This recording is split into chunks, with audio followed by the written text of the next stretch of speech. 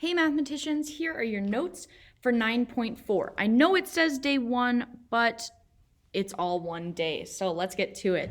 Multiply the binomial for your bell work. Go ahead and pause, try that on your own. All right, let's give it a try. Remember, when we're multiplying binomials, everybody gets multiplied by everybody else. Everyone is friends. 4a times 3a is 12a squared. 4a times 1, just 4a. Negative 1 times 3a is negative 3a. And negative 1 times positive 1 is negative 1.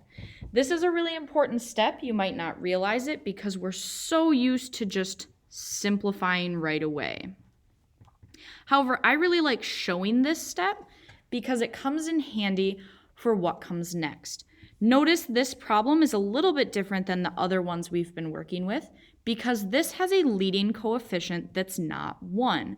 Remember, leading comes first, coefficient, the number in front of our variable. So in this case, our leading coefficient, in case you need to know what this word means, leading coefficient is 12. So we can multiply binomials to result in a quadratic polynomial with a leading coefficient that's not 1, but can we go in the opposite direction to get here? Well, our first step is something called the X puzzle. There's a lot of ways to do this, but this is my favorite. I think it works the best. I create an X, and at the top of my X, I multiply A times C. Multiply A times C. This is A, this is B, this is C. So at the top we've got A times C. 12 times negative 1 is negative 12. Within that step, I'm also going to write down my B value. Down here, I'm just going to write 1 because the coefficient in front of A is just 1. Now I need to determine what multiplies to negative 12. So determine what multiplies to top.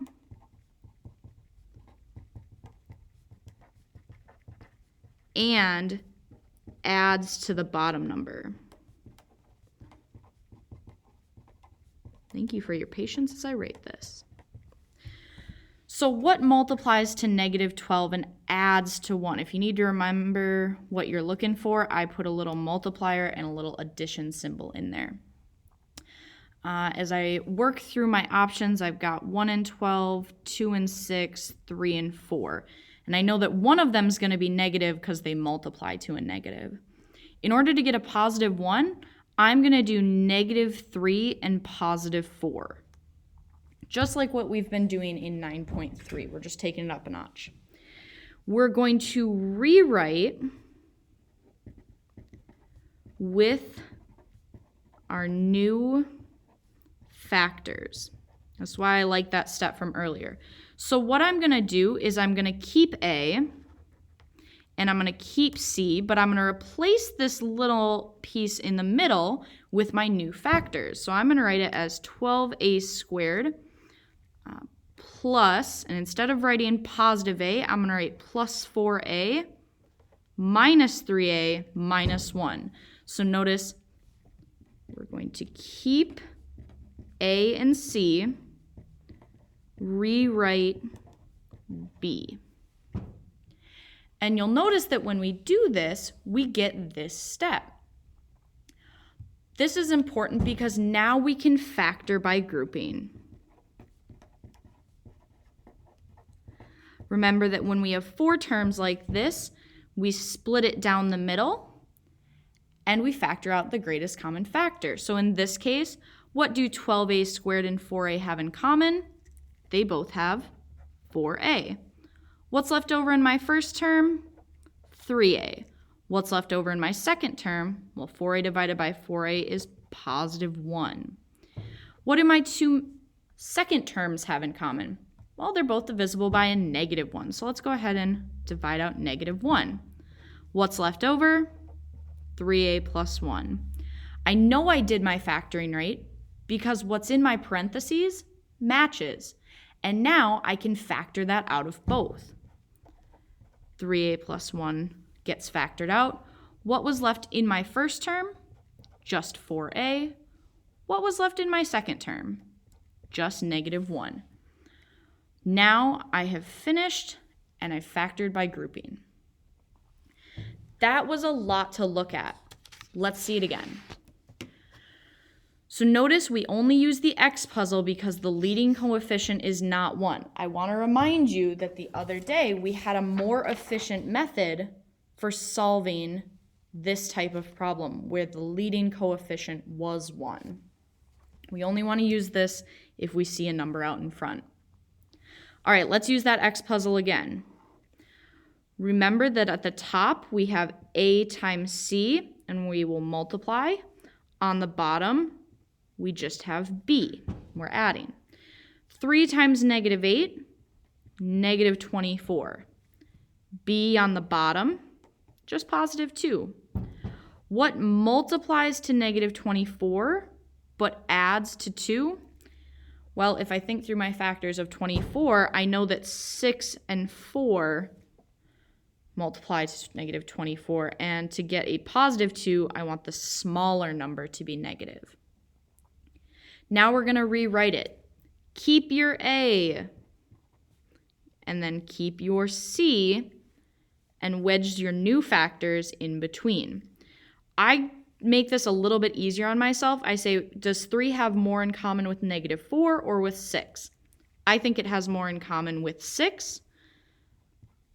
So I rewrite my middle term, that +2, as +6x minus 4x. Once I've done that, I factor by grouping. What do the first two have in common? They have a 3 and an x. I'm left with x plus 2. What do the second two have in common? They're both divisible by -4. I'm left with x. I'm left with 2. I check myself. Are they the exact same? They are, so I can factor that out of both terms. I'm left with 3x. I'm left with -4. Let's see another one. Repetition is key. Practice, practice, practice. Let's set up that x puzzle again. Remember, at the top, we have a times c, and we multiply. So 4 times -3 is -12. On the bottom, we add to get b, which is -4. What multiplies to -12 and adds to -4? 1 and 12 don't work. 2 and 6 might. They're about 4 apart. To get a negative number, I need to make my bigger number negative. All right, once I've got my factors in there, I keep my a, I keep my c, and rewrite the middle. I think 4 has enough in common with both of these. 3 has more in common with 6. I'm going to put that next. You'll see as you practice this more why that helps. All right, factor by grouping time, split it down the middle. These have 2x. Oop, this should be 2x plus 1. These have a -3.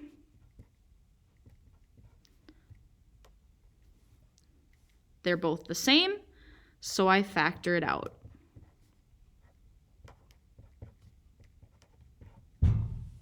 Just like that.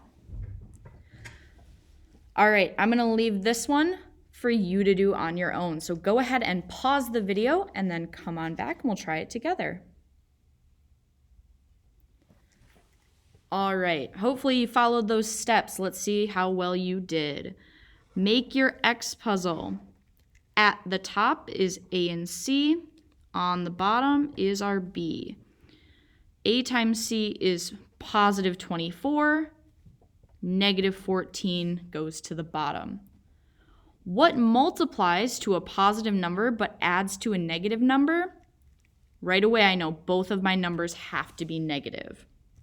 Let's think through our factors of 24.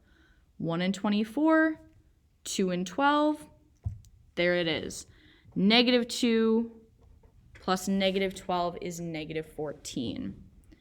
Now that I have my new factors, let's rewrite it in expanded form. Keep your A,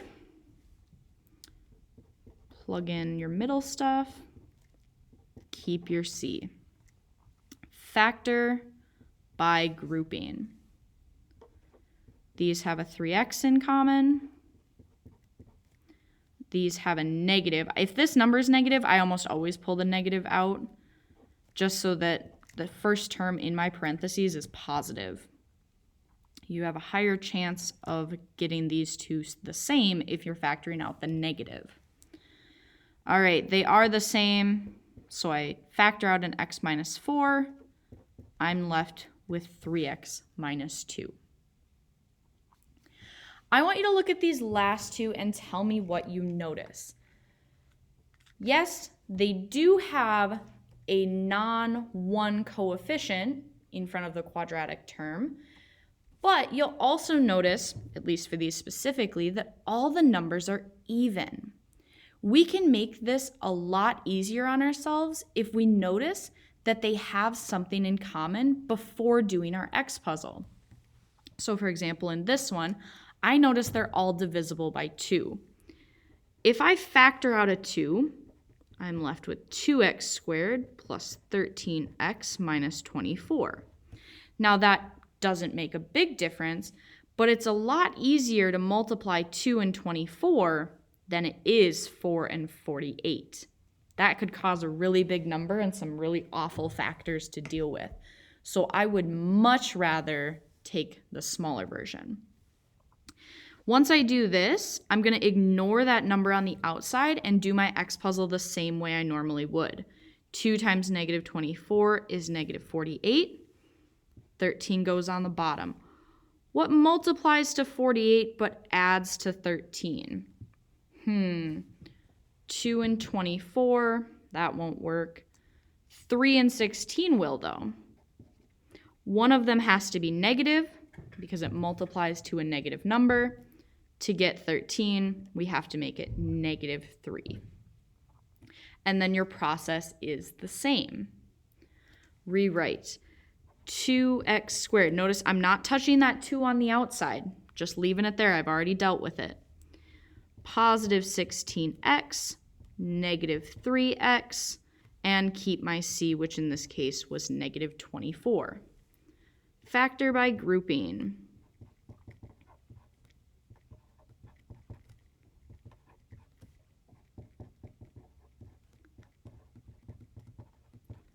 And there you have it. All right, I'm gonna switch over to a second sheet of notes because I have actually combined day 1 and day 2 into just one day, and I think you can manage it. The only difference between the first day and the second day is this word right here. On day 1, I normally would teach you how to factor, and on the second day, I would teach you how to solve. But guess what? You've already learned how to do that. You already know how to solve because all you're going to do is factor and then use the zero product property. We've already learned that twice. So let's go ahead and see what this looks like in one example. If I give you this, notice it's equal to 0 and it asks me to solve. So I'm going to get answers of x equals something and something, not parenthesis times parenthesis. This is my final answer when I factor. This is my final answer when I solve. So go ahead and do that X puzzle. At the top, A times C. At the bottom, just B. What multiplies to negative 24 and adds to 2? 6 and 4 will do it if we make the 4 negative. All right, A stays the same. We rewrite the middle term B, and then C stays the same. The only difference is these are equal to 0. Factor by grouping, split it down the middle. This would be 4x. I'm left with 2x minus 1. These would be negative 3. I'll make that a positive 3. That way this will be 2x and this will still be negative 1. Might have to play around with that. All right, factor by grouping, we bring out the 2x minus 1. We're left with 4x plus 3. And here's the only difference from yesterday. Yesterday, we would have stopped right here and boxed our answer. No. Here, we're going to use the zero product property and say that 2x minus 1 equals 0 and 4x plus 3 equals 0. And now we solve. Quick reminder, we are inverse PEMDASing. I know, that's a weird phrase. But we're going to do addition and subtraction first. In this case, we're going to add 1 and subtract 3 before we touch the 2 or the 4. We have to deal with that addition and subtraction. Here we get 2x equals 1. Here we get 4x equals negative 3. Divide both sides by 2. Divide both sides by 4. Our final answers are 1/2 and negative 3/4.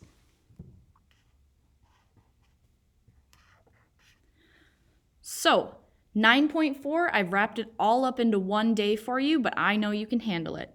Let me know if you have any questions.